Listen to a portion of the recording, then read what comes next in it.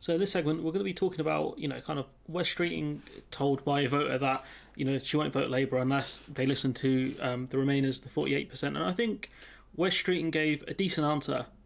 Genuinely, I think he gave a decent answer here, where he talked about ways where you can kind of get Brexiteers on side, talking about trying to get some sort of kind of alignment, cutting red tape, that's the phrase he used, and trying to get us back into the Horizon programme, which will be quite difficult, which will hinge on us kind of cooperating over the Northern Ireland Protocol. But if we cut to kind of Streeting what he says here, I think it's fairly interesting. I think Wes Streeting is probably...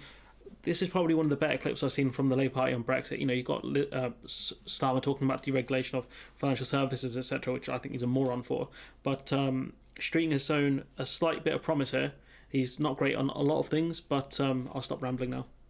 The Horizon Initiative offered. There are lots of areas where I think even ardent Brexiteers would say, oh, I don't mind cooperation on science and research. That didn't bother me. That wasn't why I voted leave. There'd be other areas where I think Brexiteers would say, well, look, as long as you're not taking us back into the EU and the reasons we voted to leave, they're not the kind of people that would disagree with trying to cut down red tape and come to some more sensible arrangements. So, but I don't think they would necessarily want alignment deals, because again, it'd be dynamic alignment.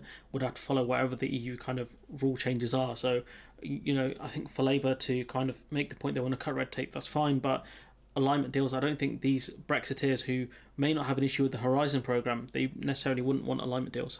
So that's kind of Labour's approach now. It's pragmatic. It's about making Brexit work and respecting the fact that, unfortunately, for those of us who passionately believed in remaining in the European Union, and I count myself as one of them, we not only lost a referendum, we lost 2 general elections subsequently. So, that's a good point. We did lose 2. I think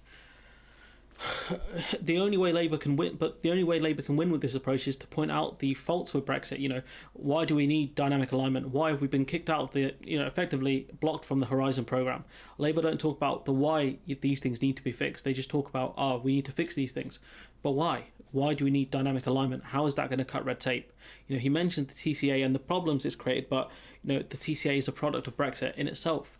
And what you have to start with first is the problems before you can talk about the solutions. And I don't think Wes Streeting did that properly in this clip. I think if you spoke about how much red tape and how much checks dynamic alignment would cut, that would have been much, much better in terms of as an argument here.